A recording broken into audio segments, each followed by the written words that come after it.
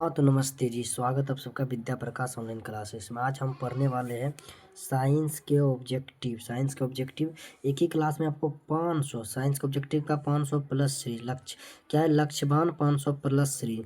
इस क्लास में आपको हम 500 प्लस जो है कि 500 प्लस ऑब्जेक्टिव कराएंगे। उसी में सबका 40/40 रहेगा। उसी में आपको 40 प्रश्न आपका बन जाएगा, ठीक है। ये आपका अंतिम मौका है। उसके बाद देखिए आपका एग्जाम कितना दिन बच गया, आपका एग्जाम मात्र 3 दिन बच गया। यानी कि आपका आज कितना हो गया, आज आपका 13 फरवरी हो गया और 17 फरवरी से आपका एग्जाम, यानी कि मात्र आपके पास अब 3 दिन बचा है, ठीक है। तो ये आपका रिवीजन का अंतिम मौका है, इसलिए क्लास को पूरा करिएगा, ठीक है। अब की बार 450 पार, अब की बार जो आपका सपना है, अब की बार अपना सपना कितना है, 400 पार करने का सपना है, जो है 450 पार करने का सपना, उसको एकदम साकार करेंगे, इसलिए लग चुके हैं एकदम, ठीक है। बढ़िया से एकदम मेहनत करेंगे, ठीक है। चलिए, तो इसका पीडीएफ आपको कहाँ मिल जाएगा, हम तक इस पहले तो हम इसमें आपको 500 प्लस ऑब्जेक्टिव देंगे, 500 प्लस ऑब्जेक्टिव, ठीक है, ऑब्जेक्टिव। और दूसरा इसका आपको पीडीएफ जो है, पीडीएफ आपको पीडीएफ बिल्कुल फ्री देंगे। इसका पीडीएफ आपको बिल्कुल फ्री देंगे। तो इसका पीडीएफ आप कहाँ से डाउनलोड कर पाइएगा, तो इसका पीडीएफ आप टेलीग्राम चैनल से, टेलीग्राम चैनल से आप डाउनलोड कर पाइएगा, जिसका लिंक हम नीचे डिस्क्रिप्शन बॉक्स में दे देंगे, जिसका नीचे हम डिस्क्रिप्शन बॉक्स में लिंक देंगे, आप वहाँ से जाके डाउनलोड कर लीजिएगा, ठीक है। तो क्लास को एक बार लाइक कर दीजिए, क्लास को आप लोग सभी लोग एक बार लाइक कर दीजिए, ठीक है। तो शुरू से लेकर अंत तक कौन कौन जुड़ेगा भाई, शुरू से लेकर अंत तक आप क्लास को करिएगा, ठीक है। 500 प्रश्न में से आपके दोनों पाली में 40-40 प्रश्न आप रहेंगे यहीं से, 40-40 प्रश्न आपका यहीं से रहेंगे, ठीक है। यानी कि टोटल आपका 80 प्रश्न यहाँ से आएंगे, 80 प्रश्न, 40 प्रश्न आपका एकदम फर्स्ट पाली में, 40 प्रश्न आपका सेकेंड पाली में। अगर दुनिया पूरा बिहार का बच्चा 1 घंटा में अगर साइंस का ऑब्जेक्टिव बनाते हैं, अगर आप इस क्लास को कर लेते थे, आप यकीन मानिए 40 से 45 मिनट में आप 40 को ऑब्जेक्टिव बना के बैठ जाइएगा।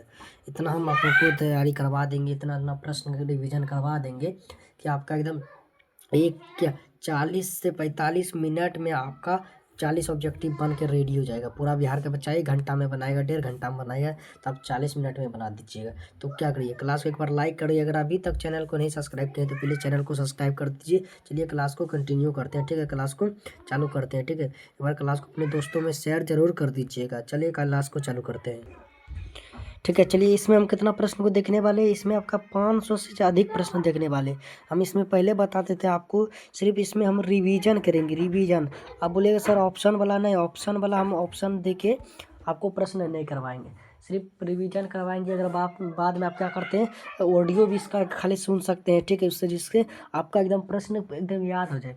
ये 500 प्रश्न का अगर आप खाली ऑडियो भी सुन लेते हैं ना, आप आराम से कहते हैं 200 से लेकर 300 प्रश्न आपके माथा में ऐसे डूब के रहेगा, ठीक है। तो इसमें हम सिर्फ रिवीजन करते जाएंगे, रिवीजन करते जाएंगे, हम ऑप्शन के साथ हम प्रश्न को नहीं देखेंगे, ठीक है। तो इसलिए हम पहले आपको बता दिए, अगर कोई आपको नोट्स वोट्स चाहिए तो आप इस नंबर पर कॉल कर सकते हैं, हम आपको नोट्स देंगे, ठीक है। तो इस नंबर पर नोट्स के लिए आप कॉल कर सकते हैं। तो चलिए हम प्रश्न को चालू कर देखिए।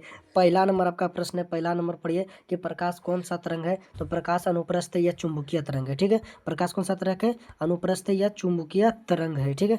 प्रश्न संख्या 2 देखिए, प्रकाश गमन करती है, तो प्रकाश गमन करती है सीधी रेखा में। प्रकाश कैसे गमन करती है, गमन करती है सीधी रेखा में, ठीक है। चलिए अगला 3 नंबर आपका प्रश्न देखिए, 3 नंबर प्रश्न क्या है, प्रकाश की चाल सबसे अधिक किसमें होती है, तो प्रकाश की चाल जो सबसे अधिक होती है वो निर्वात में होती है, किसमें होती है, तो प्रकाश की चाल सबसे अधिक निर्वात में होती है, ठीक है। चौथा प्रश्न है कि निम्न में से निर्वात में प्रकाश की चाल कितनी होती है, तो निर्वात में प्रकाश की चाल 3 × 10⁻⁸ मीटर प्रति सेकेंड होती है, कि होती है 3 × 10⁻⁸ मीटर प्रति सेकेंड होता है, ठीक है। अगला 5 नंबर आपका है कि प्रकाश के प्रवर्तन के कितने नियम होते हैं, तो प्रकाश के प्रवर्तन के 2 नियम होते हैं। यह पूछ ले प्रकाश के अपवर्तन के कितने नियम होते हैं, तो प्रकाश के अपवर्तन के भी 2 नियम होते हैं, ठीक है।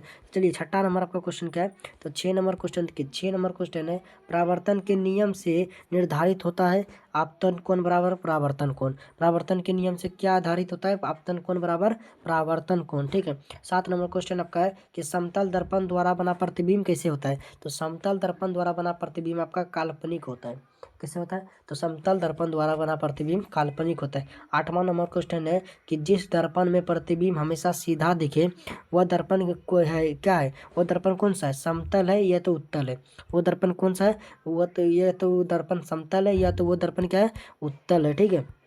चलिए 9 नंबर प्रश्न देखिए। 9 नंबर आपका प्रश्न क्या है कि समतल दर्पण की फोकस दूरी होती है क्या? समतल दर्पण की फोकस दूरी होती है अनंत। कैसी होती है? तो समतल दर्पण की जो फोकस दूरी होती है वो अनंत होती है, अनंत होती है। ठीक है।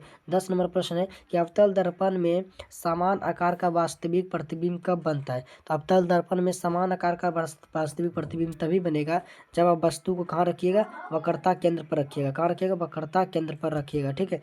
11 नंबर आपका प्रश्न है तो उत्तल दर्पण द्वारा बना प्रतिबिंब होता है कैसे? तो उत्तल दर्पण द्वारा बना प्रतिबिंब कैसे होता है? फटाफट बताइए। तो दर्पण द्वारा बना प्रतिबिंब सीधा होता है, काल्पनिक और छोटा होता है। ठीक है। उत्तल दर्पण द्वारा बना प्रतिबिंब कैसा होता है? सीधा, काल्पनिक एवं छोटा। ठीक है। चलिए अगला प्रश्न आपका 12 नंबर कि दर्पण सूत्र है क्या? दर्पण सूत्र है 1/1/v प्लस 1/u बराबर 1/। यहाँ पे आपका ये क्या है? ये आपका दर्पण सूत्र है। ठीक है। ये प्रश्न को हम सिद्ध कर रहे हैं। इसको सिद्ध करने के लिए आपका पूछा जाता है 6 नंबर में। दीर्घ में ये बल सिद्ध करने के लिए भी पूछा जाता है। इसका भी क्लास हम जल्दी ले रहे हैं, इसका भी क्लास हम जल्दी लेकर आ रहे हैं। ठीक है।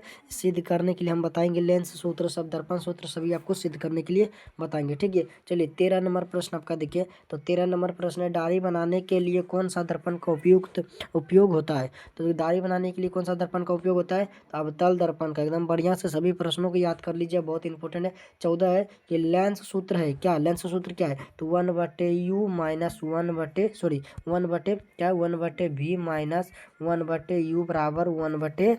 आप देखिए दर्पण सूत्र में आपका क्या होगा? दर्पण सूत्र में आपका यहाँ प्लस हो जाएगा और वहीं आपका लेंस सूत्र भी यहाँ आपका माइनस हो जाएगा। ठीक है। समझ गए। तो 15 नंबर आपका क्वेश्चन है कार के अग्रदीप में प्रयुक्त दर्पण है। कार के अग्रदीप में कौन सा दर्पण रहता है? तो अवतल दर्पण, अवतल दर्पण। ठीक है। चलिए अगला प्रश्न देखिए आपका। चलिए 16 नंबर प्रश्न को हम देखते हैं। ठीक है। 16 नंबर प्रश्न को देखते हैं। क्या मजा आ रहा है ना? एकदम मजा आना चाहिए। आपकी बार जो है 450 का जो आपका सपना है वो पूरा कर रहना है। ठीक है। चलिए 16 नंबर प्रश्न आपका है गाड़ियों में साइड मिरर के रूप में प्रयोग होता है कौन सा? साइड मिरर के रूप में कौन सा दर्पण प्रयोग होता है? उत्तल दर्पण। गाड़ियों में साइड मिरर के रूप में कौन सा दर्पण प्रयोग होता है? तो उत्तल दर्पण। ठीक है। चलिए 17 नंबर क्वेश्चन देखते हैं। तो 17 नंबर आपका क्वेश्चन है नए कार्तिकीय परिपाटी में वस्तु की दूरी होती है इतना निरात्मक। वस्तु दूरी होती है, वस्तु दूरी होती है ऋणात्मक हो जाएगा। ठीक है। चलिए 18 नंबर है कि किस दर्पण की फोकस दूरी धनात्मक होती है? बताइए किस दर्पण की फोकस दूरी धनात्मक होती है? तो उत्तल दर्पण की फोकस दूरी कैसी होती है? धनात्मक होती है। उत्तल दर्पण की फोकस दूरी क्या होती है? धनात्मक होती है। ठीक है।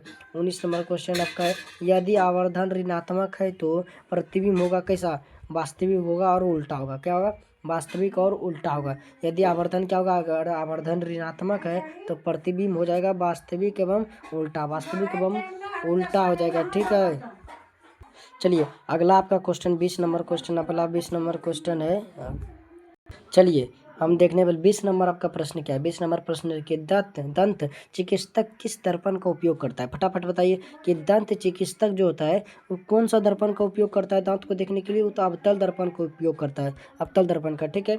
21 नंबर आपका है गोलाकार दर्पण की वृत्ताकार सीमा रेखा का व्यास कहलाता है क्या कहलाता है? द्वारक। क्या कहलाता है? द्वारक कहलाता है। ठीक है। क्या कहलाता है? द्वारक। ठीक है। समझ गए, द्वारक कहलाता है। एकदम बढ़िया से सभी प्रश्नों को याद कर लीजिएगा। ठीक है। 22 नंबर है हजामत के लिए प्रयुक्त दर्पण है। हजामत के लिए कौन सा दर्पण उपयोग होता है? तो अवतल दर्पण का उपयोग होता है। कौन सा दर्पण का? अवतल दर्पण का उपयोग होता है। ठीक है। 23 नंबर आपका क्वेश्चन है काल्पनिक प्रतिबिंब होता है कैसा? काल्पनिक जो प्रतिबिंब होगा वो सीधा होगा। अभी देखिए कोई सा भी चीज़ आप कल्पना करिए वो क्या सीधा होगा? है काल्पनिक आपका सीधा होगा कि आप सोचिएगा ऐसे ऐसे जाएंगे, अभी जाएंगे ये वो करेंगे वो करेंगे, आप कल्पना जो करिए एकदम सीधा सीधा। अब वास्तविक जब होगा, वास्तविक वास्तविक कैसा होगा? वास्तविक एकदम ठीक उसका उल्टा होगा। जो जो सोचे रहेंगे वो सब वो चीज़ नहीं होगा।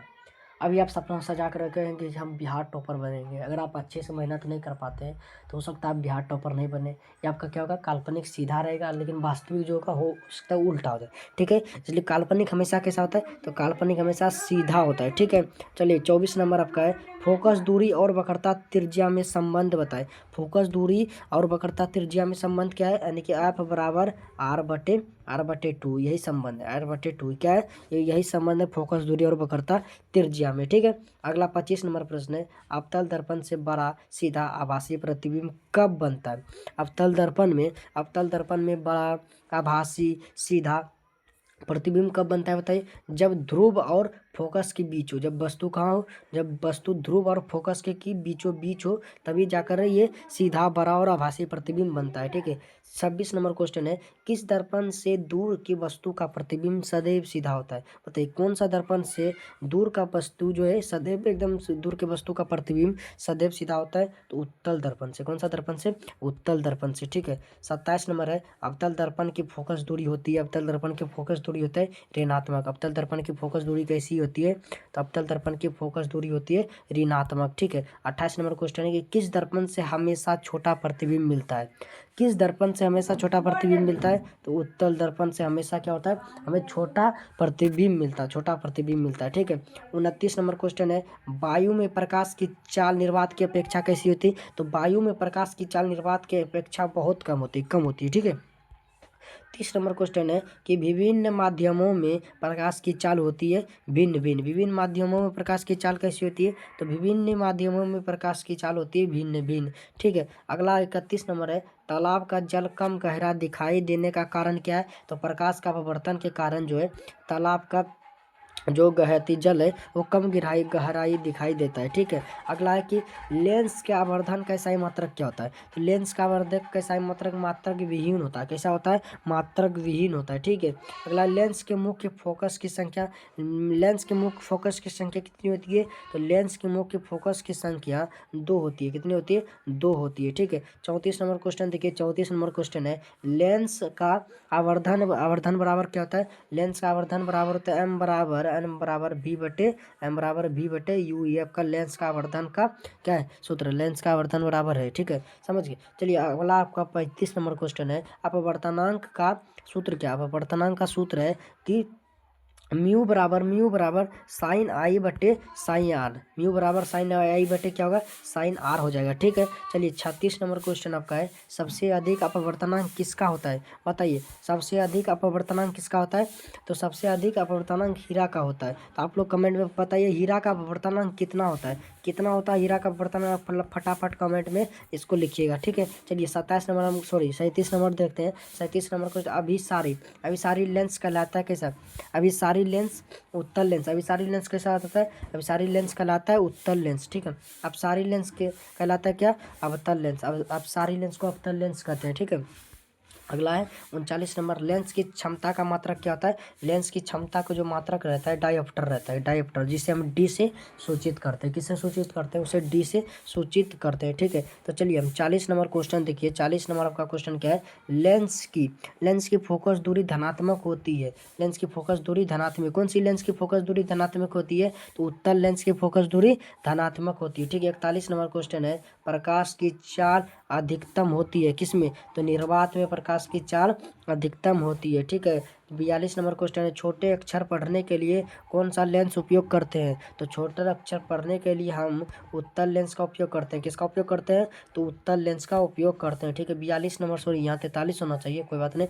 क्या कि 20 सेंटीमीटर फोकस दूरी वाले उत्तल लेंस की क्षमता कितनी होती है? तो 20 सेंटीमीटर फोकस दूरी वाली उत्तल लेंस की जो क्षमता होगा वो प्लस में 5 डायोप्टर होगा। कितना होगा? प्लस में 5 डायोप्टर होगा। ठीक है, चलिए अगला प्रश्न देखिए। अगला आपका प्रश्न है कि कितना कि लेंस बनाने में प्रयोग नहीं किया जाता है। किसका? लेंस बनाने में किसका प्रयोग नहीं किया जाता? हो सकता है मिट्टी ना देकर ऑप्शन में आप कुछ दे, देखिए ऑप्शन के अनुसार इसको टिक करिएगा। यहाँ तो आपका मिट्टी रहेगा। हमें विश्वास है कि ज़्यादातर 99% क्वेश्चन अगर ये वाला क्वेश्चन पूछे तो उसमें ऑप्शन में मिट्टी ही दिया रहता है। अगर मिट्टी ना रहे तो आप ऑप्शन दे के टिक करिएगा। ठीक है, तो लेंस बनाने में कौन सा प्रयोग नहीं होता है? तो मिट्टी का प्रयोग नहीं होता है। ठीक है, 44 नंबर आपका क्वेश्चन है कि प्रकाश के अपवर्तन के नियम है, प्रकाश के अपवर्तनांक के नियम है कितने नियम है? 2। प्रकाश के अपवर्तनांक के कितने नियम है? 2 नियम है। ठीक है, 45 नंबर क्वेश्चन आपका कि केवल काल्पनिक प्रतिबिंब कौन सा लेंस बनाता है? बताए केवल काल्पनिक प्रतिबिंब कौन सा लेंस बनाता है? तो उत्तल लेंस आपका केवल काल्पनिक प्रतिबिंब बनाता है। ठीक है, चलिए 46 नंबर आपका क्वेश्चन है कि एक एंगस्ट्रोम बराबर कितना होगा? तो एक एंगस्ट्रोम बराबर 10 पर पावर माइनस 10 10 पर पावर 10 पर 10 10 पर पावर माइनस 10 मीटर। कितना होगा? 10 पर पावर माइनस 10 मीटर हो जाएगा। ठीक है, इससे बढ़िया से इस प्रश्न को याद कर लीजिए। ठीक है। आपका 40 प्रश्न आपका यहीं से आने वाला है एग्जाम में, 40 में 40 प्रश्न यहीं से आने वाला है। चलिए, उत्तर लेंस होता है कैसा, उत्तर लेंस होता है बीच में मोटा होता है। उत्तर लेंस कैसा होता है, तो उत्तर लेंस जो होता है बीच में कैसा होता है, मोटा रहता है, इस तरह का आपका रहता है। उसका बीच क्या होता है, उत्तर लेंस का ये जो बीच है, ये बीच मोटा रहता है। ठीक है। चलिए, 48 नंबर क्वेश्चन है, असमान आकार का वास्तविक प्रतिबिंब पाने के लिए वस्तु रखी जाती है कहाँ, वक्रता केंद्र पर। अगर वो समान आकार का वास्तविक प्रतिबिंब पाना है तो वस्तु को कहाँ रखना पड़ेगा, वक्रता केंद्र पर रखना पड़ेगा। ठीक है। 49 नंबर क्वेश्चन देखिए, आपका 49 नंबर क्वेश्चन क्या है कि उत्तल लेंस से बड़ा सीधा काल्पनिक प्रतिबिंब बनता है जब वस्तु होती है कहाँ, जब वस्तु होती है फोकस दूरी और लेंस के बीच। जब वस्तु कहाँ होती है, फोकस दूरी और लेंस के बीच, तब कैसा प्रतिबिंब बनता है, बड़ा बनता है, सीधा बनता है, काल्पनिक बनता है। ठीक है। तो चलिए अगला 50 नंबर हम प्रश्न देखते हैं। तो चलिए 50 नंबर आपका प्रश्न क्या है, तो 50 नंबर प्रश्न को देखते हैं। तो 50 नंबर आपका प्रश्न है, तो 50 नंबर प्रश्न क्या है कि किस वस्तु का वास्तविक प्रतिबिंब कौन बना सकता है, कौन सा वस्तु का प्रतिबिंब किस बताइए, कौन सा लेंस कोई वस्तु का वास्तविक प्रतिबिंब बना सकता है, तो उत्तल लेंस आपका वस्तु का वास्तविक प्रतिबिंब बना सकता है। ठीक है। चलिए बताइए कि आप 50 में आप कितना प्रश्न आपको पहले से याद है, बताइए 50 में आप कितना प्रश्न आप पहले से याद है, फटाफट कमेंट में बताइएगा, कोई भी झूठ नहीं बोलिएगा। ठीक है। अभी से आप ईमानदार बन जाइए। ठीक है। आपके एग्जाम में मात्र अब 3 दिन बच चुका है, 3 दिन बच चुका है, तो इसलिए अभी से आप एकदम ईमानदार होइए। अगर आप अपने प्रति ईमानदार नहीं होते हैं तो आप अपने आप को धोखा दीजिएगा और किसी को धोखा नहीं दीजिएगा। अपने आप को आप अगर रिजल्ट जिस दिन आएगा उस दिन अगर 2 नंबर आपके दोस्त से कम आपका आ जाता है तो आप बहुत पछताइएगा, सोचिएगा काश उस दिन हम ईमानदारी से मेहनत कर लेते, झूठा मेहनत ना दिखाते, तो आज हमें ये दिन देखना नहीं पड़ता। ठीक है। इसलिए अपने आप से कभी भी धोखा मत दीजिए, तो बढ़िया से ईमानदारी से बताइएगा कि 50 में आप कितना सही कर पाए, 50 में कितना प्रश्न आपको पहले से याद है। अगर यह प्रश्न याद नहीं तो अभी भी 3 दिन अभी आपके पास समय है, बढ़िया से अभी 3 दिन पढ़िए। ठीक है। चलिए 51 नंबर प्रश्न पर चलते हैं। तो 51 नंबर आपका प्रश्न है, फोटोग्राफी का अध्ययन अंग होता है, बताइए फोटोग्राफी का जो अध्ययन अंग होता है कौन सा होता है, तो उत्तल लेंस फोटोग्राफी का अध्ययन अंग होता है। ठीक है। चलिए 52 नंबर क्वेश्चन का है कि प्रकाश की चाल न्यूनतम होती है, तो प्रकाश की चाल न्यूनतम किस में होती है, देखिए आपका ऑप्शन के अनुसार ये मारिएगा। ठीक है। ये ऑप्शन का अनुसार मारिएगा। तो प्रकाश की चाल न्यूनतम होती है कांच में, किस में होती है, तो कांच में प्रकाश की चाल न्यूनतम होती है। ठीक है। 53 नंबर क्वेश्चन है कि अवतल दर्पण के सामने वस्तु कहाँ रखने पर समान आकार का प्रतिबिंब बनता है। अगर अवतल दर्पण में आप वस्तु कहाँ रखे जिससे प्रतिबिंब जो है किससे बना, समान आकार का प्रतिबिंब बने, तो उसको आपको वक्रता केंद्र पर रखना होगा। कहाँ रखना होगा, वक्रता केंद्र पर रखने से। ठीक है। 54 नंबर है, स्नेल के नियम को लिखे। स्नेल के नियम बताइए, स्नेल के नियम क्या है, स्नेल के नियम है कि म्यू साइन आई बराबर क्या है, म्यू साइन आई बटे क्या होगा, साइन आर हो जाएगा, साइन आई बटे साइन आर। ये आपका क्या है, ये आपका स्नेल का नियम है, स्नेल का नियम है। ठीक है।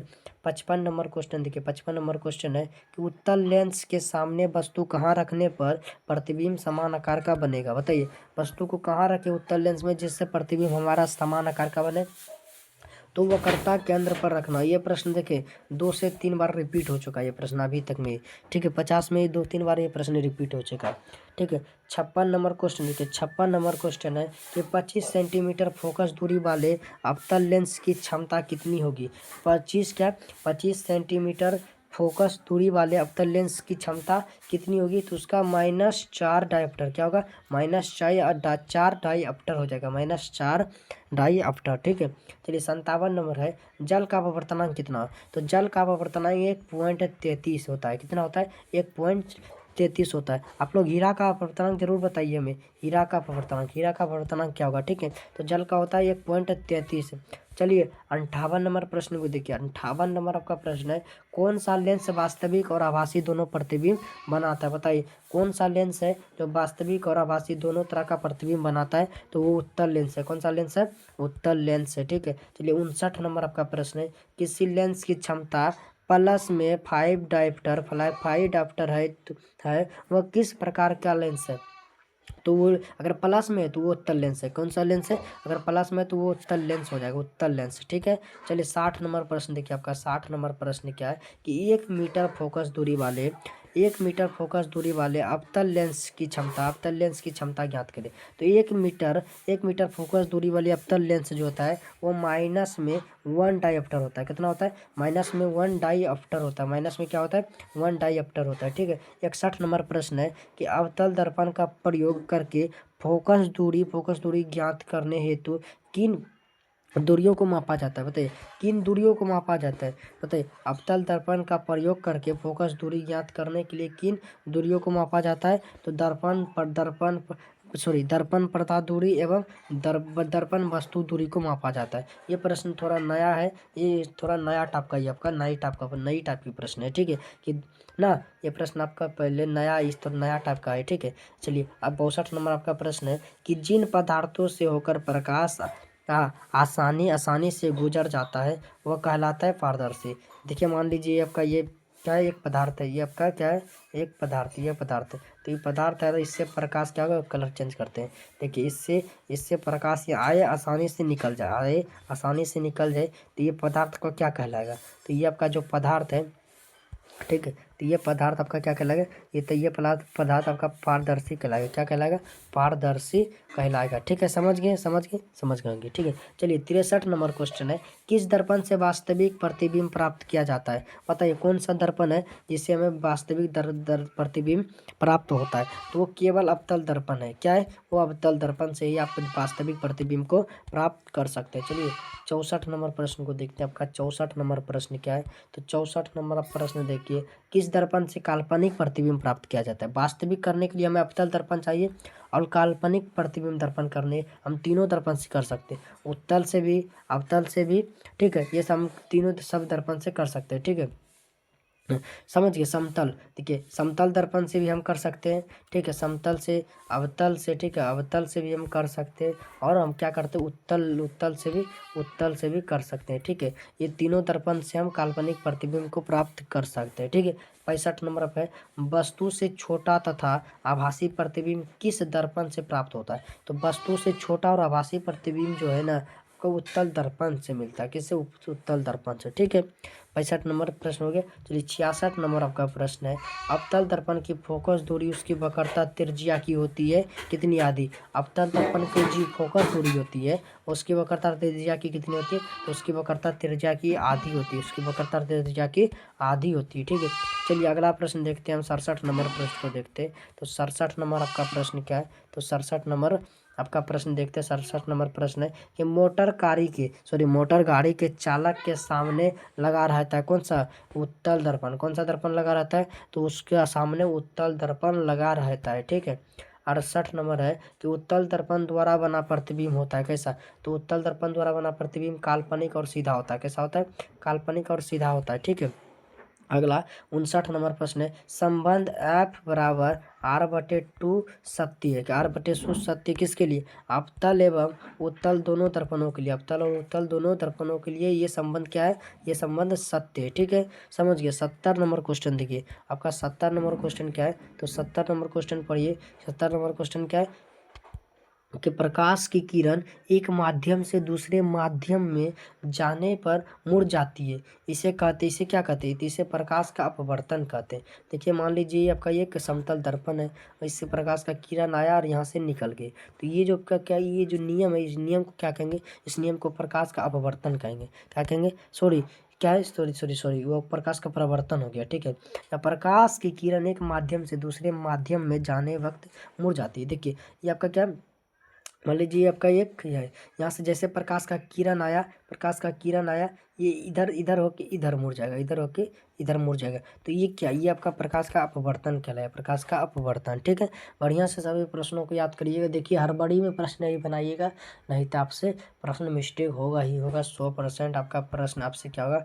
मिस्टेक होगा। 100% आपसे प्रश्न मिस्टेक होगा। ठीक है। तो चलिए 71 नंबर क्वेश्चन है कि विरल माध्यम से सघन माध्यम में जाने पर प्रकाश की किरण क्या होती है? अब विलंब की ओर क्या होती है? मुड़ जाती है। अगर जैसे प्रकाश का किरण विरल माध्यम से सघन माध्यम में जाने लगेंगे तो प्रकाश की जो किरण है अभिलंब की तरफ क्या होगी, मुड़ जाएगी, अभिलंब की तरफ मुड़ जाती है। ठीक है।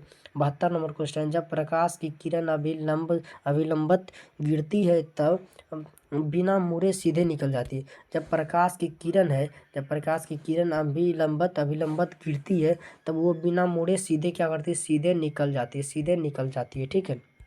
चलिए 73 नंबर क्वेश्चन है, पानी से भरी बाल्टी का तल, पानी से भरी बाल्टी का तल कम गहरा दिखाई देना, कम गहरा दिखाई देना किसका कारण है, ये प्रकाश का अपवर्तन के कारण कम गहरा दिखाई देता है। ठीक है। 74 नंबर का क्वेश्चन है, सघन माध्यम से विरल माध्यम में जाने पर प्रकाश अभिलंब से क्या होता है, अभिलंब से दूर मुड़ जाता है, अभिलंब से दूर मुड़ जाता है। जब सघन माध्यम से विरल माध्यम में जाते हैं तो प्रकाश की जो किरण है अभिलंब से दूर हो जाता है। ठीक है।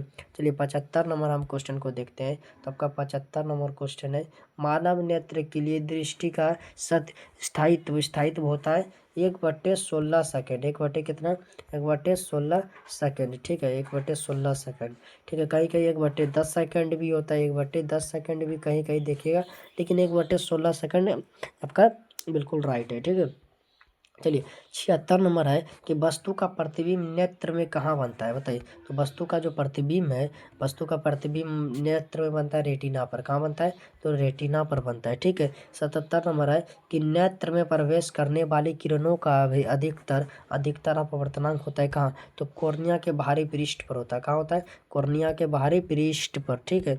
चलिए अगला प्रश्न हम देखते हैं। तो अगला प्रश्न आपका क्या है कि पुतली के आकार को नियंत्रित करता है कौन, परितारिका। पुतली के आकार को कौन नियंत्रित करता है, तो परितारिका जो है पुतली के आकार को नियंत्रित करता है। ठीक है। 79 नंबर आपका क्वेश्चन है, आंख का व्यवहार होता है कैसे, आंख का जो व्यवहार होता है उत्तल लेंस की तरह होता है, कैसा होता है, उत्तल लेंस की तरह आंख का व्यवहार होता है। ठीक है। 80 नंबर आपका क्वेश्चन है,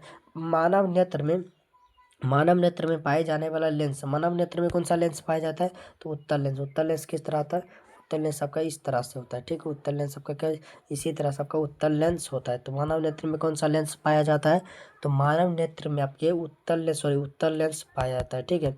अगला 81 नंबर प्रश्न देखिए, एक स्वस्थ आंख की दूरबिंदु होती है कितना, एक स्वस्थ आंख की दूरबिंदु कितनी होती है, तो एक स्वस्थ आंख की दूरबिंदु जो होती है वो अनंत होती है, कितनी होता है, अनंत होती है। ठीक है। 82 नंबर आपका क्वेश्चन है कि सामान्य दृष्टि वाले व्यक्ति के लिए स्पष्ट देखने की न्यूनतम दूरी कितनी होती है, तो समान दृष्टि वाले व्यक्ति के लिए स्पष्ट देखने के लिए न्यूनतम दूरी होती है 25 सेंटीमीटर, कितनी होती है, तो 25 सेंटीमीटर होती है, 25 सेंटीमीटर कितना होता है, 25 सेंटीमीटर। ठीक है। तो अगला प्रश्न देखते हैं हम 83 नंबर कि नेत्र द्वारा बना प्रतिबिंब होता है कैसा, तो नेत्र द्वारा जो बना प्रतिबिंब होता है वास्तविक उल्टा एवं छोटा होता है, कैसा होता है, वास्तविक उल्टा एवं छोटा होता है नेत्र द्वारा बना प्रतिबिंब। ठीक है। चलिए अगला प्रश्न हम देखते हैं आपका 84 यानी 84 नंबर आपका क्वेश्चन क्या है, तो 84 नंबर क्वेश्चन, निकट दृष्टि दोष को ठीक करने में प्रयुक्त लेंस, निकट दृष्टि दोष को ठीक करने में कौन सा लेंस उपयोग होता है,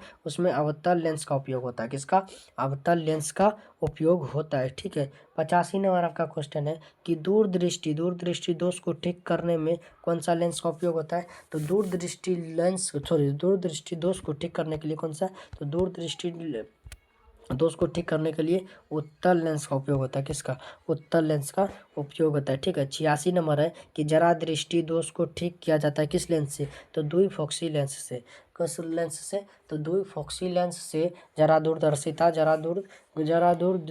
जरा दृष्टि दोष को हम ठीक कर सकते हैं। ठीक है। 87 नंबर आपका क्वेश्चन है, पास की वस्तु स्पष्ट ना दिखने का दोष कहलाता है क्या, तो दूर दृष्टि। अगर आपको पास नहीं दिख रहा है, अगर आपको पास नहीं दिख रहा और दूर आपको दिख रहा है, दूर दिख रहा है, मतलब आपको क्या है, दूर दृष्टि दोष है। क्या, जो दिख रहा है उसी में आपको दोष है, जो दिख रहा है वही आपका दोष है, जो नहीं दिख रहा है वो आपका दोष नहीं है। ठीक है। चलिए 88 नंबर आपका क्वेश्चन है, किस रंग का विचलन न्यूनतम होता है, बताइए कौन सा रंग है जिसका विचलन क्या होता है, न्यूनतम होता है, तो आपका लाल हो जाएगा, लाल रंग का विचलन क्या होता है, न्यूनतम होता है। ठीक है। लाल रंग का विचलन कैसा होता है, न्यूनतम होता है, न्यूनतम। अगला प्रश्न हम देखते हैं 89 नंबर प्रश्न आपका क्या है, श्वेत प्रकाश। क्या है, श्वेत प्रकाश कितने रंगों से मिलकर बनता है, बताइए। श्वेत प्रकाश कितने रंगों से मिलकर बनता है, तो श्वेत प्रकाश 7 रंगों से मिलकर बनता है। कितना, 7 रंगों से मिलकर श्वेत प्रकाश बनता है। 90 नंबर आपका क्वेश्चन है, स्पेक्ट्रम। स्पेक्ट्रम प्राप्त करने के लिए प्रयोग होता है किसका, स्पेक्ट्रम प्राप्त करने के लिए हम किसका प्रयोग करते हैं, तो हम प्रिज्म का प्रयोग करते हैं। किसका, प्रिज्म का उपयोग करते हैं। ठीक है, चलिए 91 नंबर आपका क्वेश्चन है, स्पेक्ट्रम में सबसे अधिक झुकाव किस रंग का होता है, तो सबसे अधिक झुकाव उसमें बैगनी रंग का होता है। और सबसे कम झुकाव किसका होता है, सबसे कम झुकाव अगर पूछे तो कम झुकाव होता है आपका लाल रंग में। किसका, लाल रंग का, लाल रंग का। ठीक है, आपका 92 नंबर क्वेश्चन है, प्रकाश के प्राथमिक रंग है। प्रकाश के प्राथमिक रंग कौन सा है, पहला हरा, सॉरी पहला होगा लाल आपका, दूसरा हरा और तीसरा नीला। ये प्रकाश का क्या है, प्राथमिक रंग है। ठीक है, प्रकाश का ये आपका प्राथमिक रंग है, पहला लाल, हरा, उसके बाद क्या होगा, नीला। ठीक है, चलिए अगला प्रश्न देखिए कि तारों का टिमटिमाना किस कारण, तारा की किस कारण से टिमटिमाते हैं, तो तारा है वायुमंडलीय अपवर्तन के कारण टिमटिमाते हैं। तारे क्यों टिमटिमाते हैं, तो वायुमंडलीय अपवर्तन के कारण जो है तारे टिमटिमाते हैं। ठीक है, चलिए अगला हम 94 नंबर प्रश्न को देखते हैं। तो 94 नंबर आपका प्रश्न है, सूर्य वास्तविक उदय से पहले दिखाई देता है, क्यों, क्योंकि वायुमंडलीय अपवर्तन के कारण। सूर्य अगर मान लीजिए सूर्य अगर 6:15 में उगता है, 6:15 में उगता है, तो आपको 6 बजे ही आपको क्या करें, सूर्य दिखाई देने लगा, सूर्य दिखाई देने लगा। तो क्यों, उसका कारण क्या है, तो उसका कारण है वायुमंडलीय अपवर्तन। अपवर्तन के कारण वो अपने वास्तविक समय से पहले दिखाई देने लगते हैं। ठीक है, चलिए 95 नंबर क्वेश्चन है, तारों का टिमटिमाना दर्शाता है क्या, वायुमंडलीय अपवर्तन क्या दर्शाता है, तो वायुमंडलीय अपवर्तन दर्शाता है। ठीक है, अगला प्रश्न है 96 नंबर, वायुमंडल में सबसे अधिक प्रकीर्णन किस रंग का होता है, तो वायुमंडल में सबसे अधिक प्रकीर्णन जो होता है किस रंग का होता है, फटाफट बताइए, वो नीला रंग का होता है। किस रंग का, नीला रंग का होता है। 97 नंबर है, सूर्य का प्रकाश वायुमंडल से गुजरते समय सबसे अधिक प्रकीर्णित करता है किसका, सबसे अधिक प्रकीर्णित किसको करता है, तो नीला रंग को करता है। किसको, नीला रंग को। ठीक है, 98 नंबर क्वेश्चन है, किस रंग की तरंग दैर्घ्य सबसे अधिक होती है, तो लाल रंग का तरंग दैर्घ्य क्या है, लाल रंग का तरंग दैर्घ्य सबसे अधिक होती है। ठीक है, तो अगला प्रश्न देखिए आपका 99 नंबर, सॉरी 99 नंबर आपका प्रश्न क्या है कि चंद्रमा पर खड़े अंतरिक्ष यात्री को आकाश दिखाई देता है कैसा, चंद्रमा पर खड़े अंतरिक्ष यात्री को जो आकाश दिखाई देता है वो काला दिखाई देता है। कैसा दिखाई देता है, वो काला दिखाई देता है। ठीक है, 100 नंबर आपका क्वेश्चन है, विद्युतीय आवेश एवं धारा, विद्युतीय आवेश एवं धारा। ठीक है, क्या कि क्या कि कोलाइडरी कोलाइडरी विलयन में निलंबित कणों द्वारा, क्या कोलाइडरी विलयन में निलंबित कणों द्वारा प्रकाश के प्रकीर्णन को कहते हैं क्या, टिंडल प्रभाव। प्रकाश के प्रकीर्णन के प्रभाव को क्या कहते हैं, टिंडल प्रभाव कहते हैं। ठीक है, तो चलिए बताइए आप 100 में कितना प्रश्न आपको पहले से याद था, कितना प्रश्न आप बना सकते थे, कितना प्रश्न आप सही कर पाए। ठीक है, बताइए कितना प्रश्न आपको पहले से याद था, कितना प्रश्न आप बना सकते थे। ठीक है, कितना प्रश्न आपका सही हुआ, 100 में आप कितना प्रश्न बना दे, 100 आपका खत्म हो चुका है। बस आपका कितना प्रश्न बच रहा है, आप 400 आपका प्रश्न, 400 क्वेश्चन आपका बच रहा है। ठीक है, नहीं आपका, चलिए अगला प्रश्न पर चलेंगे। ठीक है, अगला प्रश्न पर हम बढ़ेंगे। ठीक है, तो चलिए बढ़ते हैं अगला प्रश्न पर। चलिए क्वेश्चन संख्या 101 आपका क्या है कि दृश्य प्रकाश में किस रंग की तरंग दैर्घ्य अधिकतम होती है। पता है कि दृश्य प्रकाश में किस रंग की तरंग दैर्घ्य अधिकतम होती है, फटाफट बताए, तो लाल रंग का तरंग दैर्घ्य क्या होता है, अधिकतम होती है, अधिक होती है, बहुत अधिक होती है। ठीक है, चलिए 102 प्रश्न का है कि अंतरिक्ष यात्री को आकाश के साथ दिखाई देता है। ये प्रश्न हम पहले भी कर चुके हैं, अंतरिक्ष यात्री को आकाश काला दिखाई देता है। ठीक है, अगला प्रश्न है कि एक इलेक्ट्रॉन पर आवेश होता है कितना, एक इलेक्ट्रॉन पर कितना आवेश होता है, 1.6 गुना 10⁻⁻19 कूलाम।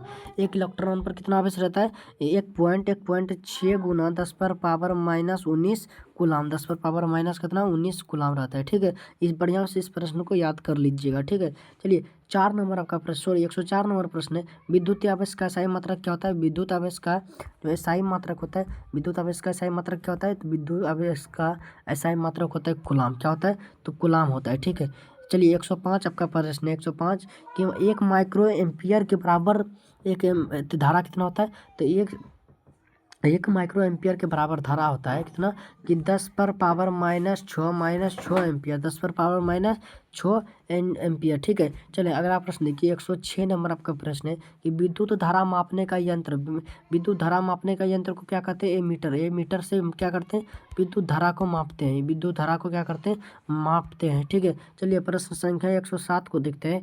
प्रश्न संख्या आपका 107 है, बैटरी से प्राप्त धारा होती है कैसे। बैटरी से हमें दृष्ट धारा प्राप्त होती है जिसे हम डीसी कहते हैं, जिसे क्या कहते हैं शॉर्टकट में डीसी करंट कहते हैं। ठीक है, बैटरी से प्राप्त धारा होती है कैसे, दृष्ट धारा। ठीक है, चलिए प्रश्न संख्या 108 आपका देखिए। प्रश्न संख्या आपका 108 क्या है कि ए मीटर को परिपथ में कैसे जोड़ा जाता है, श्रेणी क्रम में। तो ए मीटर को परिपथ में कैसे जोड़ा जाता है, तो श्रेणी क्रम में जोड़ा जाता है। ठीक है, प्रश्न संख्या 109 देखिए कि विद्युत धारा का एसआई मात्रक क्या होता है। विद्युत धारा का एसआई मात्रक एम्पियर होता है। क्या होता है, तो विद्युत धारा का एसआई मात्रक एम्पियर। प्रश्न संख्या 110 को देखते हैं। तो प्रश्न संख्या आपका 110 क्या है, तो प्रश्न संख्या 110 है किस उपकरण में प्लस और धन और ऋण का चिन्ह नहीं होता है। तो कुंडली में आपका क्या होता है, धन और क्या होता है, धन और ऋण का चिन्ह नहीं होता, धन और ऋण का चिन्ह नहीं होता। किसमें, कुंडली में। कुंडली आप देखेंगे इस तरह का कुंडली रहता है, इस तरह का कुंडली रहता है। ठीक है, इसे हम क्या कहते हैं, इसको ही कुंडली कहते हैं। ठीक है, इसको ही कुंडली कहते हैं। ये आपका क्या है, ये आपका कुंडली है, कुंडली। ठीक है, कुंडली में क्या होता है, धन और ऋण नहीं रहता, धन और ऋण का चिन्ह नहीं रहता है। ठीक है, चलिए 111 नंबर आपका क्वेश्चन है कि 1 मिनट में 120 कूलम आवेश प्रवाहित हो तो धारा होगी कितना, धारा होगी 2 एम्पियर। कितना होगी, धारा 2 एम्पियर होगी, 2 एम्पियर। ठीक है, समझ गए। चलिए 112 नंबर आपका प्रश्न है कि चालक में धारा प्रवाहित होने पर गतिशील कण होते हैं कैसे, गतिशील कण होते हैं इलेक्ट्रॉन। क्या होता है, गतिशील जो कण होते हैं इलेक्ट्रॉन होते हैं। ठीक है, चलिए 113 नंबर आपका प्रश्न है 1 कूलम आवेश बराबर होता है, 1 कूलम आवेश बराबर कितना होता है, 6.25 गुना 10 पर पावर 18 माइनस 10 पर पावर 18 इलेक्ट्रॉनों की। 1 कूलम आवेश बराबर कितना होता है, तो 1 कूलम आवेश बराबर होता है 6.25 गुना 10 पर पावर 18 इलेक्ट्रॉन, 10 पर पावर 18 इलेक्ट्रॉन। ठीक है, प्रश्न संख्या 114 देखिए। प्रश्न संख्या आपका 114 है चालक तार में प्रवाहित धारा के लिए उत्तरदायी कण है कौन, इलेक्ट्रॉन। उत्तरदायी कौन है, इलेक्ट्रॉन है। ठीक है, चलिए प्रश्न संख्या 115 है विद्युतीय आवेश के प्रवाह की दर कहलाती क्या, विद्युत धारा। विद्युतीय आवेश के प्रवाह की दर को क्या कहते हैं, विद्युत धारा कहते हैं। ठीक है, विभवांतर का एसआई मात्रक क्या होता है, तो विभवांतर का एसआई मात्रक आपका वोल्ट हो जाएगा। क्या होगा, वोल्ट हो जाएगा विभवांतर का एसआई मात्रक। ठीक है, वोल्ट मीटर का अल्पतम मान क्या होता है, अल्पतम मान जो होता है 0.05 वोल्ट। कितना होता है, 0.05 वोल्ट होता है। ठीक है, 118 नंबर आपका प्रश्न है कि विभवांतर मापने का यंत्र को कहते हैं, विभवांतर मापने वाले यंत्र को क्या कहते हैं, वोल्ट मीटर कहते हैं। क्या कहते हैं, वोल्ट मीटर कहते हैं। ठीक है, चलिए अगला प्रश्न पर हम चलते हैं। अगला प्रश्न आपका क्या है, तो अगला प्रश्न पर चलते हैं। ठीक है, अगला प्रश्न पर हम चलते हैं 119 नंबर प्रश्न पर चलते हैं। तो 119 नंबर आपका प्रश्न है कि 1 वोल्ट बराबर होता है, 1 वोल्ट बराबर क्या होता है, 1 जूल होता है या 1 कूलाम भी बोलते हैं, 1 जूल या कूलाम होता है। क्या, 1 वोल्ट बराबर आपका होता है 1 जूल या कूलाम, 1 जूल या कूलाम। ठीक है, चलिए 120 नंबर आपका क्वेश्चन है कि 12 वोल्ट पर दो कूलाम आवेश ले जाने में किया गया कार्यों की क्या होता है, तो क्या गया कार्य 24 जूल होता है। कितना होता है, 24 जूल। ठीक है, चलिए 121 नंबर हम क्वेश्चन देखते हैं। तो 121 नंबर आपका क्वेश्चन है कि वोल्ट बराबर होता है क्या, वोल्ट बराबर होता है जूल बटे कूलाम। क्या होता है, जूल बटे कूलाम हो जाएगा। वोल्ट बराबर आपका जूल बटे कूलाम हो जाएगा। ठीक है, चलिए अगला 122 नंबर आपका प्रश्न है सही कथन क्या है कि जूल बराबर क्या है, कूलाम गुना वोल्ट, कूलाम गुना क्या होगा, वोल्ट। ठीक है, जूल बराबर क्या होगा, जूल बराबर होगा कूलाम गुना वोल्ट। ठीक है, 123 नंबर आपका प्रश्न है कि ओम का नियम है, ओम का नियम क्या है कि V बराबर आई आर क्या है, ओम का नियम है, V बराबर आई आर आपका क्या है, ओम का नियम है। ठीक है, चलिए 124 नंबर प्रश्न देखिए कि रियोस्टेट का उपयोग होता है। रियोस्टेट का उपयोग होता है धारा को घटाने और बढ़ाने में। रियोस्टेट का किस उपयोग कहाँ होता है? धारा को बढ़ाने और घटाने में। किसमें? धारा को बढ़ाने और घटाने में, ठीक है। 125 नंबर आपका क्वेश्चन है। 125 नंबर आपका क्वेश्चन क्या है कि प्रतिरोध ज्ञात करने का सूत्र क्या है? प्रतिरोध ज्ञात करने का सूत्र है R बराबर V बटे आई। R बराबर V बटे आई, ये आपका क्या है? प्रतिरोध ज्ञात करने का सूत्र है R बराबर V बटे आई, ठीक है। 126 नंबर आपका क्वेश्चन है विभवांतर धारा एवं प्रतिरोध का संबंध। तो विभवांतर धारा और प्रतिरोध का संबंध है R बराबर V बटे आई। R बराबर V बटे आई क्या है? विभवांतर धारा और प्रतिरोध का क्या है? संबंध है, ठीक है। चलिए अगला प्रश्न हम देखते हैं। अगला प्रश्न 127 नंबर आपका प्रश्न है कि 55 ओम प्रतिरोध को 220 वोल्ट से जोड़ने पर धारा होगी कितना? धारा होगी 4 एम्पियर। कितना होगी? 4 एम्पियर होगी, ठीक है। 128 नंबर आपका क्वेश्चन है कि विद्युत का सबसे अच्छा चालक क्या है? विद्युत का सबसे अच्छा चालक है चांदी। क्या है? विद्युत का सबसे अच्छा चालक चांदी है, ठीक है। 129 नंबर आपका क्वेश्चन है 1 मीटर का प्रतिरोध होता है। 1 मीटर का प्रतिरोध क्या है? बहुत कम। 1 मीटर का प्रतिरोध बहुत कम होता है, ठीक है। 130 नंबर क्वेश्चन है विद्युतीय बल का तंतु बना होता है किससे? विद्युतीय बल का जो तंतु होता है वो टंगस्टन से बना होता है। किससे होता है? तो ये जो आपका तंतु होता है, तंतु देखिए, तंतु इस प्रकार का आपका रहता है, इस प्रकार का रहता है। तो ये जो तंतु आपका बना रहता है, तंतु किससे बना होता है? तो ये आपका तंतु बना रहता है किससे? टंगस्टन का बना होता है, टंगस्टन का, ठीक है। तो अगला 131 नंबर क्वेश्चन है सबसे अच्छा विद्युतीय चालक कौन है? तो चांदी, ये पहले पढ़ चुके हैं, ठीक है। तो चलिए 132 नंबर क्वेश्चन देखिए। 132 नंबर आपका क्वेश्चन है प्रतिरोधकता का SI मात्रक। प्रतिरोधकता का SI मात्रक क्या होता है? ओम मीटर। क्या होता है? प्रतिरोधकता का SI मात्रक का होता है ओम मीटर, ठीक है। चलिए अगला प्रश्न देखिए। अगला प्रश्न आपका देखते हैं कि चालक का प्रतिरोध निर्भर करती है, निर्भर नहीं करता। चालक का प्रतिरोध निर्भर नहीं करे प्रवाहित धारा पर। किस पर? प्रवाहित धारा पर चालक का प्रतिरोध क्या करता है? निर्भर नहीं करता है, ठीक है। 134 नंबर प्रश्न आपका ताप बढ़ने पर चालक का प्रतिरोध बढ़ता है। ताप बढ़ने पर चालक का प्रतिरोध क्या होता है? बढ़ता है, ठीक है। 135 नंबर आपका क्वेश्चन है प्रतिरोध का SI मात्रक। प्रतिरोध का SI मात्रक होता है ओम। प्रतिरोध का SI मात्रक क्या होता है? प्रतिरोध का SI मात्रक होता है ओम, ठीक है। अगला प्रश्न देखिए 136 नंबर आपका प्रश्न समांतर संयोजन में कुल प्रतिरोध होता है। समांतर संयोजन में कुल प्रतिरोध कितना होता है? कुल प्रतिरोध घटता है। समांतर संयोजन में कुल प्रतिरोध क्या होता है? घटता है, ठीक है। चलिए लास्ट तो नहीं, 137 नंबर आपका प्रश्न है कि एन समान प्रतिरोध को समांतर जोड़ने पर क्या होता है? समांतर जोड़ने पर क्या होगा? ठीक है, समान प्रतिरोध को समांतर जोड़ने पर क्या होगा? समांतर जोड़ने पर होगा R बराबर R बटे एन। क्या होगा? सॉरी R बटे क्या होगा? R बटे एन हो जाएगा, R बटे एन हो जाएगा, ठीक है। तो चलिए अगला प्रश्न को देखते हैं। अगला प्रश्न आपका क्या है? 138 नंबर आप प्रश्न देखिए। 138 नंबर आप प्रश्न है कि 10 ओम और 20 ओम श्रेणी क्रम में जोड़ने पर क्या होगा? 30 ओम। क्या होगा? 30 ओम होगा, 30 ओम होगा, ठीक है। 139 नंबर आपका प्रश्न है सेल से धारा लेने पर विभवांतर विद्युतीय वाहक बल से कम हो जाता है, ठीक है। अगर आप सेल यानी कि बैटरी से धारा लेते हैं तो विद्युतीय वाहक जो बल है वो बल क्या होगा? कम हो जाएगा, बल से कम हो जाएगा, ठीक है। चलिए 140 नंबर प्रश्न देखिए। 140 नंबर आपका प्रश्न है श्रेणी क्रम में कौन सी राशि समान होती है? तो श्रेणी क्रम में विद्युतीय धारा समान होती है, ठीक है। तो अगला प्रश्न आपका 141 नंबर प्रश्न है कि जूल बराबर होता है क्या? 0.24 कैलोरी। 0.24 कैलोरी। जूल बराबर क्या होता है? एक जूल बराबर आपका होता है 0.24 कैलोरी, ठीक है। 142 नंबर आपका प्रश्न है कि ऊर्जा का SI मात्रक होता है जूल। ऊर्जा का SI मात्रक क्या होता है? ऊर्जा का SI मात्रक जूल होता है, ठीक है। चलिए 143 नंबर आपका प्रश्न है कि विद्युतीय फ्यूज कार्य करता है। विद्युतीय फ्यूज कार्य करता है कि ऊष्मीय प्रभाव पर। किस पर? ऊष्मीय प्रभाव पर विद्युतीय फ्यूज क्या करते हैं? कार्य करते हैं, ठीक है। चलिए अगला प्रश्न हम देखते हैं। 144 नंबर आपका प्रश्न क्या है? तो 144 नंबर प्रश्न है हीटर की कुंडली बनी होती है किससे? हीटर की कुंडली बनी होती है नाइक्रोम से। अगर आप हीटर देखेंगे इस तरह से हीटर का इस तरह से कुंडली होता है, ठीक है। हीटर का क्या होता है? इस तरह से कुंडली होती है, इस तरह से कुंडली होता है। ये जो कुंडली बनी होती है ये कुंडली किससे बनी होती है? तो ये कुंडली बनी होती है नाइक्रोम से। क्या होता है? नाइक्रोम से ये कुंडली बनी होती है, ठीक है। 145 नंबर आपका क्वेश्चन है विद्युत ऊर्जा को उष्मा में बदलने वाला गुण, उष्मा में बदलने वाले गुण को क्या कहते हैं? प्रतिरोध कहते हैं, प्रतिरोध कहते हैं। ठीक है, 146 क्या 146 नंबर क्वेश्चन है कि विद्युतीय ऊर्जा का व्यावसायिक मात्रक है क्या? किलोवाट घंटा। क्या है? विद्युतीय ऊर्जा का व्यावसायिक मात्रक है किलोवाट। क्या है? किलोवाट घंटा, किलोवाट घंटा। ठीक है, 147 नंबर आपका प्रश्न है हाइड्रो शब्द का संबंध है। हाइड्रो शब्द का संबंध किससे? हाइड्रो शब्द का संबंध किससे? फटाफट बताइए। तो हाइड्रो शब्द का संबंध है जल से, जल से।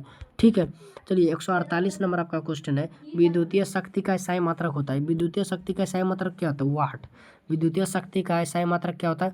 वाट होता है। ठीक है, चलिए 149 नंबर आपका क्वेश्चन है 220 वोल्ट पर 2 एम्पियर धारा लेने वाले बल्ब का प्रतिरोध होगा 110 ओम। क्या होगा? 110 ओम हो जाएगा, 110 ओम हो जाएगा। ठीक है, चलिए 150 नंबर प्रश्न है 150 नंबर प्रश्न पर आपका रासायनिक अभिक्रिया एवं समीकरण रासायनिक अभिक्रिया का अर्थ क्या है?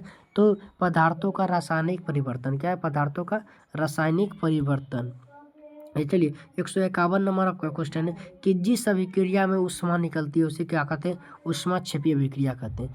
जिस अभिक्रिया में ऊष्मा निकलती है उसे ऊष्माक्षेपी अभिक्रिया कहते हैं। उस क्या कहते हैं? ऊष्माक्षेपी अभिक्रिया कहते हैं। ठीक है, तो अगला 152 नंबर प्रश्न है कि जिस अभिक्रिया में ऊष्मा अवशोषित होती है, ऊष्मा क्या होती है?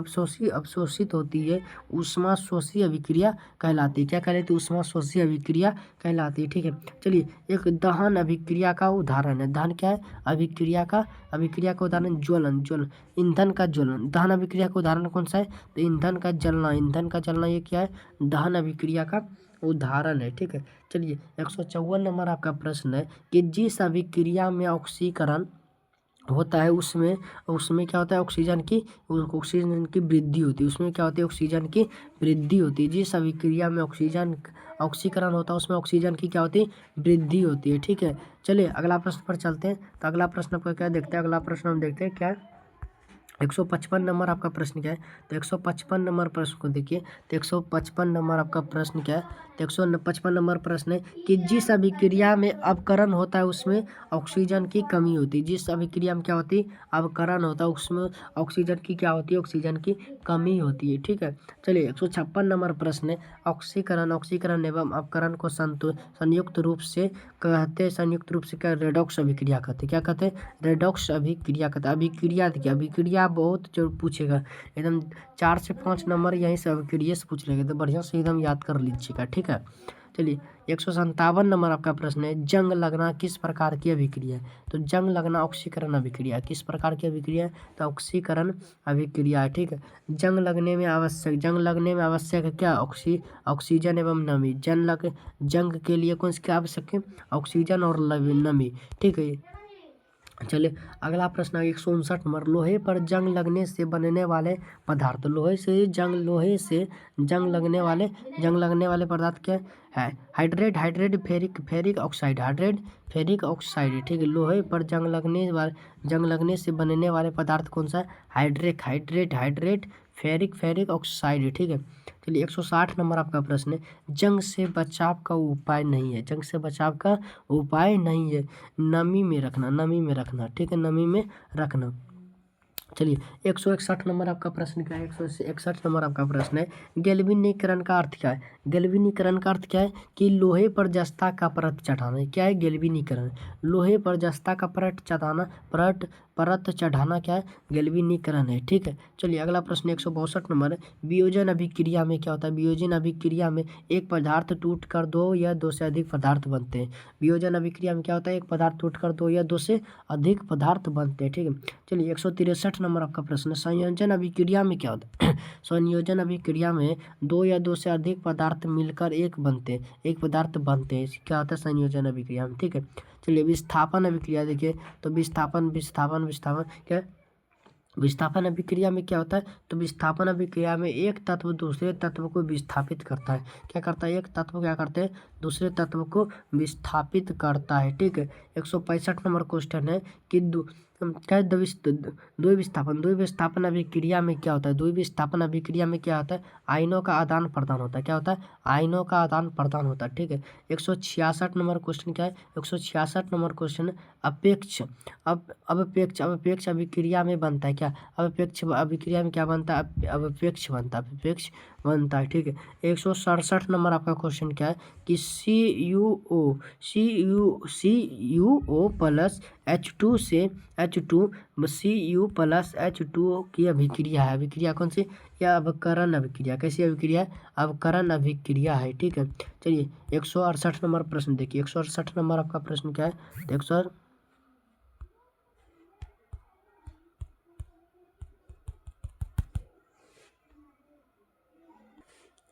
चलिए 168 नंबर प्रश्न देखिए। 168 नंबर आपका प्रश्न है संतुलित रासायनिक समीकरण में क्या होता है? दोनों ओर परमाणु की संख्या समान होती है। दोनों ओर परमाणु की संख्या क्या होती है? समान होती है। 159 नंबर प्रश्न है कि रासायनिक समीकरण में अभिकारकों को अलग अलग करता है कौन? प्लस चिन्ह। ठीक है। चलिए 170 नंबर क्वेश्चन देखिए। 170 नंबर आपका क्वेश्चन है रासायनिक समीकरण में उत्पाद दर्शाता है क्या? चिन्ह। उत्पाद क्या दर्शाता है? इस चिन्ह तीर का चिन्ह दर्शाता है। ठीक है।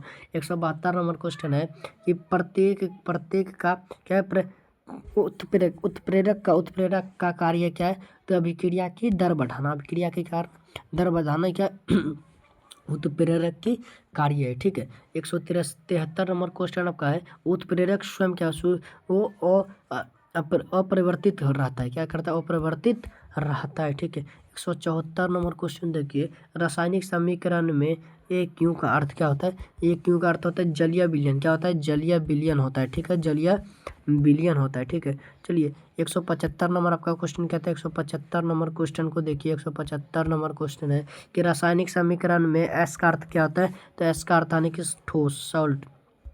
तो रासायनिक समीकरण में जी का अर्थ क्या होता है? रासायनिक समीकरण में जी का अर्थ होता है गैस। ठीक है। चलिए 177 नंबर क्वेश्चन है कि रासायनिक समीकरण में आई का अर्थ क्या होता है? तो आई का अर्थ होता है द्रव। आई का अर्थ क्या होता है? द्रव होता है। ठीक है। चलिए 178 नंबर क्वेश्चन क्या है? 178 नंबर क्वेश्चन आपका क्या है? 178 नंबर क्वेश्चन है द्रव्यमान संरक्षण का नियम दिया किसने? लेबोजियर ने क्या किया? द्रव्यमान संरक्षण का नियम दिया।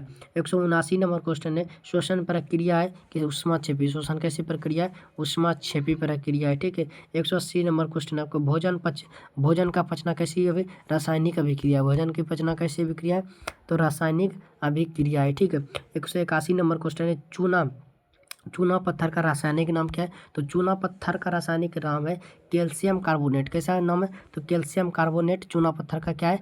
रासायनिक नाम है। ठीक है। 182 नंबर क्या है कि क्या है? कैल्सिनेशन की प्रक्रिया होती है। कैल्सिनेशन की प्रक्रिया होती है किसे? वायु सीमित में। क्या होता है? वायु सीमित में। ठीक है। चलिए 183 नंबर क्वेश्चन देखते हैं भट्टी में अयस्क को गर्म करने की प्रक्रिया क्या करता कहलाता है? भर्जन कहलाता है। कि भट्टी में अयस्क को गर्म करने की प्रक्रिया को क्या कहते हैं? तो भर्जन कहते हैं। ठीक है। भर्जन कहते हैं। चलिए 184 नंबर क्वेश्चन देखिए। 184 नंबर आपका क्वेश्चन क्या है? अयस्कों से गैंग हटाने की प्रक्रिया क्या करता है? सांद्रण कहलाता है। क्या कहलाता है? सांद्रण कहलाता है। ठीक है। 185 नंबर आपका क्या क्वेश्चन कि धातुओं के शोधन की अंतिम प्रक्रिया क्या है? परिष्करण। क्या कर लेते हैं? परिष्करण कहलाता है। ठीक है। तो चलिए 186 नंबर आपका क्वेश्चन है कि सोडियम अत्यधिक क्रियाशील धातु है क्योंकि बाह्य कक्ष में एक इलेक्ट्रॉन के कारण, इसलिए सोडियम क्या है? अत्यधिक क्रियाशील धातु है। ठीक है। 187 नंबर क्वेश्चन है कि धातुओं में आघातवर्धनीयता गुण होता है। पीट कर पतली चादर बनाना। क्या था? पीट कर पतली चादर बनाना। ठीक है। 188 नंबर आपका क्वेश्चन है धातुओं में तन्यता का अर्थ क्या होता है? तो धातुओं में तन्यता का अर्थ होता है तार में खींचना। तार यानी कि ये मान लीजिए धातु है, इसको हम तार बना दे, ये क्या है? तन्यता। इसका गुण क्या होगा? तन्यता। ठीक है। 189 नंबर आपका क्वेश्चन है कि धातु का उदाहरण क्या है? गंधक क्या है? एक वो धातु का उदाहरण है। वो धातु का क्या है? उदाहरण। गंधक आपका एक वो धातु का उदाहरण है। ठीक है। चलिए 190 नंबर आपका प्रश्न है कि पारे की अवस्था सामान्य ताप पर होती है कैसी? द्रव। पारे की अवस्था सामान्य ताप पर होती है द्रव। ठीक है। चलिए 191 नंबर क्वेश्चन, सबसे हल्की धातु होती है कौन सी? सबसे हल्की धातु कौन सी? लिथियम। लिथियम आपकी सबसे हल्की धातु होती है, ठीक है। 192 नंबर क्वेश्चन, सबसे कठोर प्राकृतिक पदार्थ कौन सा है? सबसे कठोर प्राकृतिक पदार्थ है हीरा। सबसे कठोर प्राकृतिक पदार्थ कौन सा है? तो हीरा सबसे कठोर प्राकृतिक पदार्थ है, ठीक है। चलिए 193 नंबर आपका क्वेश्चन है, धातुएं उष्मा की। धातुएं उष्मा की क्या है? अच्छी चालक है। धातुएं उष्मा की क्या है? अच्छी चालक है, ठीक है। चलिए अगला प्रश्न देखते हैं। आपका अगला प्रश्न क्या है? 194 नंबर आपका प्रश्न देखिए। 194 नंबर प्रश्न है, धातुओं में ध्वनि उत्पन्न होती है क्यों? सही। ये क्या है? धातुओं में ध्वनि उत्पन्न होती है, सही है ये गलत है? तो ये सही है कि धातुओं में क्या होती है? ध्वनि उत्पन्न होती है, ठीक है। 195 नंबर क्वेश्चन है, और धातु विद्युत की खराब चालक। वो धातु क्या है? विद्युत की खराब चालक है, ठीक है। 196 नंबर प्रश्न है कि मान क्या नमनीयता पाई जाती है किसमें? धातुओं में नमनीयता पाई जाती है। ऑक्सीजन। ऑक्सीजन एक क्या? ऑक्सीजन क्या है? ऑक्सीजन क्या है? तो ऑक्सीजन एक वो धातु। ऑक्सीजन क्या है? एक वो धातु है, ठीक है। 198 नंबर क्वेश्चन है, लोहे को जंग से बचाने की विधि क्या है? लोहे को जंग से बचाने की विधि है गैल्वेनीकरण करना। क्या है? गैल्वेनीकरण करना, ठीक है। 199 नंबर आपका क्वेश्चन है, धातुओं का संरक्षण होता है। धातुओं का संरक्षण होता है कैसे? वायु और नमी में। वायु और नमी में धातुओं का क्या होता है? संरक्षण होता है, ठीक है। चलिए अगला प्रश्न देखिए। अगला प्रश्न आपका है कि धातुओं को जंग से बचाने के लिए कौन सा उपाय करें? धातुओं को जंग से बचाने के लिए पेंट किया जाता है, ठीक है।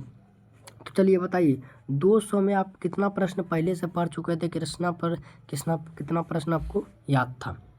कितना प्रश्न आप जानते थे? झूठ नहीं को बोलिएगा, बताइए।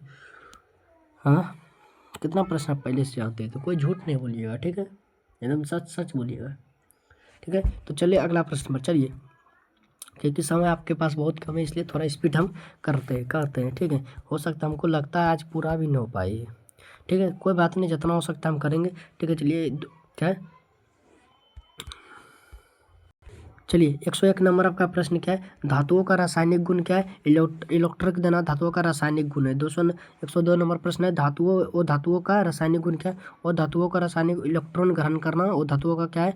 रासायनिक गुण। 103 नंबर प्रश्न है, 203 नंबर प्रश्न है, धातुओं के ऑक्साइड सामान्यता होते कैसे? क्षारीय। धातुओं के ऑक्साइड होते कैसे? क्षारीय होते हैं, ठीक है। और धातुओं के ऑक्साइड कैसे होते हैं? और धातुओं के ऑक्साइड अम्लीय होते हैं। और धातुएं के ऑक्साइड कैसे होती है? तो धातुएं के ऑक्साइड अम्लीय होते हैं। 205 नंबर आपका क्वेश्चन है कि एल्यूमिनियम पर ऑक्साइड की परत बनने से क्या होती है? संरक्षण रुक जाता है। संरक्षण क्या होता है? संरक्षण रुक जाता है, ठीक है। तो चलिए अगला 206 नंबर प्रश्न पर चलते हैं। तो 206 नंबर आपका प्रश्न है, सोडियम को रखा जाता है कहाँ? केरोसिन में डुबाकर। सोडियम को कहाँ रखा जाता है? तो केरोसिन में डुबाकर। क्यों? क्योंकि बहुत क्रियाशील धातु है ये। चलिए 207 नंबर को, सोडियम जल से अभिक्रिया कर क्या बनाता है? क्या? सोडियम कार्बोहाइड्रेट बनाता है। क्या बनाता है? Sodium hydroxide. सोडियम हाइड्रोक्साइड बनाता है। कौन? सोडियम जल से अभिक्रिया करके सोडियम हाइड्रोक्साइड बनाते हैं, ठीक है। 208 नंबर प्रश्न है, जस्ता का रासायनिक संकेत क्या है? जस्ता का रासायनिक संकेत है Zn। क्या है? Zn जस्ता का रासायनिक संकेत है, ठीक है। लोहे का रासायनिक संकेत क्या है? तो लोहे का रासायनिक संकेत है Fe। Fe मतलब क्या है? लोहे का रासायनिक सूत्र है, ठीक है। संकेत है 210 तांबे का रासायनिक सूत्र क्या है? रासायनिक सूत्र बोले, रासायनिक संकेत तो Cu तांबे का रासायनिक संकेत है, ठीक है। चांदी का रासायनिक संकेत क्या है? Ag चांदी का क्या है? रासायनिक संकेत है। बताइए, एकदम फुल रिवीजन हो रहा है कि नहीं हो रहा है? एकदम फुल रिवीजन करवाएंगे, ठीक है। ये 212 सोने का रासायनिक संकेत क्या होता है? सोने का रासायनिक संकेत होता है Ag। सोने का रासायनिक संकेत होता है, ठीक है। चलिए अगला प्रश्न पढ़िए। अगला 213 नंबर आपका प्रश्न क्या है? तो 213 नंबर पारद। क्या है? पारद का रासायनिक संकेत होता है Hg। पारस क्या होगा? क्या होगा? अरे यार क्या कहते हैं? क्या होता है उसको? भूल भी गए। मरकड़ी या मरकड़ी कहते हैं। मरकरी कहते हैं और क्या कहते हैं भूल भी जाते हैं, छोड़िए। मरकरी का Hg होता है, ठीक है। 214 का पोटेशियम का रासायनिक संकेत क्या है? पोटेशियम का रासायनिक संकेत आपका क्या होता है? पोटेशियम का रासायनिक संकेत क्या होता है? क्या होता है? 215 नंबर कैल्शियम का रासायनिक संकेत क्या होता है? सी आपका कैल्शियम का रासायनिक संकेत होता है, ठीक है। सी आपका कैल्शियम का क्या होता है? रासायनिक संकेत होता है, ठीक है। चलिए 216 नंबर क्वेश्चन है, मैग्नीशियम का रासायनिक संकेत क्या होता है? मैग्नीशियम का रासायनिक संकेत Mg होता है, ठीक है। चलिए 217 नंबर क्वेश्चन, सबसे अधिक क्रियाशील धातु है पोटेशियम। पोटेशियम सबसे अधिक क्रियाशील धातु है, ठीक है। 218 नंबर क्वेश्चन, सबसे कम क्रियाशील धातु कौन है? तो सोना। सोना सबसे कम क्रियाशील धातु है, ठीक है। 219 नंबर आपका क्वेश्चन है, क्रियाशीलता श्रेणी में सबसे ऊपर पोटेशियम। क्रियाशील के श्रेणी में सबसे ऊपर कौन है? तो पोटेशियम है, ठीक है। क्रियाशील के श्रेणी में सबसे नीचे कौन है? तो सोना है, ठीक है। चलिए 221 नंबर आपका, जस्ता तांबा के सल्फेट विलयन से चलिए क्वेश्चन नंबर हम 221 है क्या, कि जस्ता तांबा के सल्फेट विलयन से क्या करता है? तांबा को विस्थापित करता है। क्या करता है? तांबा को विस्थापित करता है, ठीक है। क्वेश्चन नंबर 122 देखिए, सॉरी 222, तांबा जस्ता के सल्फेट से क्या करता है? विस्थापित नहीं करता। तांबा जस्ता के सल्फेट से विस्थापित नहीं करता, ठीक है। 223 नंबर क्वेश्चन है, लोहे को जंग से बचाने के लिए गैल्वेनीकरण जरूरी है। क्या है? गैल्वेनीकरण करना जरूरी है। 224 है, स्टील का निर्माण होता है किससे? स्टील का निर्माण किससे? लोहे में कार्बनिक मिलाकर स्टील का क्या करते हैं? निर्माण करते हैं, ठीक है। 225 नंबर क्वेश्चन है, पीतल मिश्र धातु। पीतल कौन कौन से धातु से बने? पहला तांबा और जस्ता से, ठीक है। 226 नंबर क्वेश्चन है, कांसा मिश्र धातु किससे बना है? तो तांबा और टीन से, ठीक है। 227 में सोल्डर मिश्र धातु है, किससे बना है? टीन और शीशा से, ठीक है। टीन और शीशा से बना है, ठीक है। चलिए अगला प्रश्न, 228 नंबर आपका प्रश्न है, मिश्र धातु का गुण क्या है? अधिक मजबूती। मिश्र धातु क्या होता है? अधिक मजबूत होते हैं, ठीक है। 229 है कि स्टेनलेस स्टील में होता है क्या? क्रोमियम। स्टेनलेस स्टील में क्या क्रोमियम होता है। 230 नंबर क्वेश्चन है, धातु का उपयोग तार बनाने में क्या होता है? धातु का उपयोग तार बनाने में तन्यता के रूप में होता है। क्या? तन्यता के लिए होता है, ठीक है। चलिए 231 नंबर आपका क्वेश्चन क्या है? तो 231 नंबर आपका क्वेश्चन है, धातुओं को पीट कर पतले चादर बनाने का गुण को क्या कहते हैं? औघातवर्धन्यता कहते हैं, ठीक है। तो चलिए अगला प्रश्न पर चलते हैं हम लोग। तो अगला प्रश्न आपका क्या है? तो 232 नंबर प्रश्न देखिए, 232 नंबर प्रश्न है, वो धातुओं में आघातवर्धनीयता को नहीं होते, नहीं होती है, ठीक है। 200 गला मेरा थोड़ा फंस गया। 233 नंबर, कि पारा एक धातु है, क्योंकि पारा एक धातु है, क्यों? कि ऊष्मा एवं विद्युतीय का चालक है, ये इसलिए ये पारा क्या है? एक धातु है, ठीक है। चलिए 234 नंबर आपका क्वेश्चन, कार्बन और धातु होते हुए भी विद्युत धारा का क्या है? चालक नहीं है। ग्रेफाइट एक और धातु है, फिर भी ये क्या है? विद्युत धारा का क्या है? विद्युत धारा का सुचालक है, ठीक है। तो चलिए 235 नंबर क्वेश्चन देखिए, 235 नंबर आपका क्वेश्चन है, धातुओं की क्रियाशील निर्भर करती है किस पर? धातुओं की क्रियाशील निर्भर करती है इलेक्ट्रॉन त्याग क्षमता पर, ठीक है। 236 नंबर क्वेश्चन है, लोहे का प्रमुख अयस्क क्या होता है? हेमेटाइट लोहे का प्रमुख अयस्क है, ठीक है। 237 नंबर आपका क्वेश्चन है, एल्यूमिनियम का अयस्क क्या है? कि बॉक्साइड। एल्यूमिनियम का एक्स क्या है? बॉक्साइड एल्यूमिनियम का एक्स है, ठीक है। चलिए 238 नंबर क्वेश्चन, तांबे का अयस्क क्या होता है? तांबे का अयस्क होता है कॉपर पाइराइट, ठीक है। चलिए 239 नंबर क्वेश्चन आपका है, अयस्क में उपस्थित अनुशुद्धियाँ क्या है? अनुशुद्धियाँ गैंग है, ठीक है। चलिए 240 नंबर क्वेश्चन है, धातुओं में प्रथम निष्कर्षण क्या है? प्रथम चरण में क्या? शांतरण कहा जाता है, ठीक है।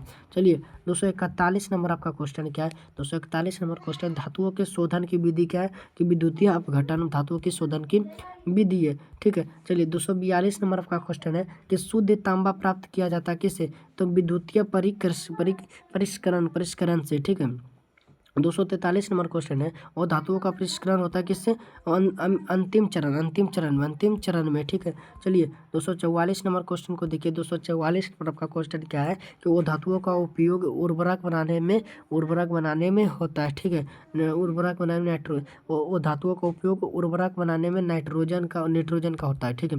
चलिए 245 नंबर आपका क्वेश्चन है, फास्फोरस का उपयोग किस में होता है? तो माचिस बनाने में फास्फोरस का उपयोग होता है। गंधक का उपयोग किस में होता है? गंधक का उपयोग सल्फ्यूरिक अम्ल बनाने में होता है, ठीक है। क्लोरीन का उपयोग किस में होता है? बताइए, क्लोरीन का उपयोग किस में होता है? तो जल शोधन में, ठीक है। आयोडीन का उपयोग किस में होता है? तो घाव भरने में आयोडीन का उपयोग होता है, ठीक है। 249 नंबर आपका क्वेश्चन है, धातुओं के बर्तन चमकाने में किसका उपयोग होता है? वो प्रकाश को प्रवर्तित करता है। धातुओं के बर्तन चमकाते हैं क्योंकि वो प्रकाश को प्रवर्तित करता है, ठीक है। 250 नंबर आपका क्वेश्चन, धातुएं सामान्यतः ठोस अवस्था में होती है। धातुएं कैसी होती है? ठोस अवस्था में होती है, ठीक है। चलिए अगला 51 नंबर आपका प्रश्न देखिए, 51 नंबर आपका प्रश्न है, कार्बन का परमाणु क्रमांक क्या है? कार्बन का परमाणु क्रमांक क्या है? तो तो कार्बन का परमाणु क्रमांक क्या होता है, तो 6, कार्बन का परमाणु क्रमांक 6 होता है। ठीक है, तो चलिए आज हम 250 ही प्रश्न रहा देते हैं। ठीक है, 250 प्रश्न ही रहा देते, बाकी बात हम कल प्रश्न देखेंगे।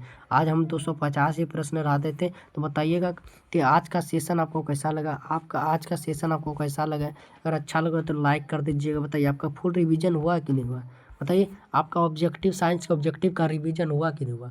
तो हमको एकदम फुल विश्वास है आपका रिवीजन हुआ होगा। ठीक है, इसका पार्ट टू हम कल करेंगे, पार्ट टू कल करेंगे, क्योंकि देखिए अभी आपके पास अब समय नहीं है। है आपको प्रैक्टिस सेट भी देना है। आपको करना है प्रैक्टिस सेट देना, हर विषय का 5-5 प्रैक्टिस सेट देना है, जो अभी कि हम इस क्लास के बाद आपको प्रैक्टिस सेट बना के आपको क्या करेंगे, व्हाट्सअप ग्रुप में दे देंगे, व्हाट्सअप ग्रुप में दे देंगे। तो व्हाट्सअप ग्रुप में जुड़ने के लिए आपको इस नंबर पर कॉल करना है, 8882301410 पर आप क्या करिए, कॉल करिए, बोलिए कि हमको व्हाट्सअप ग्रुप में जुड़ना है, हम व्हाट्सअप ग्रुप में आपको जोड़ देंगे। ठीक है, वहीं पर आपको PDF प्रैक्टिस सेट सारे गैस प्रश्न बस सभी चीज़ वहाँ आपको मिलेगा। इसका PDF आप टेलीग्राम चैनल पर से डाउनलोड कर लीजिएगा। बाकी बाद 250 प्रश्न जो आपका बाकी रहेगी, 250 प्रश्न हम कल पार्ट 2 में करा देंगे। ठीक है, तो धन्यवाद। चलिए मिलते हैं अगले क्लास में। कैसा क्लास लगा आप ज़रूर बताइएगा। ठीक है, धन्यवाद।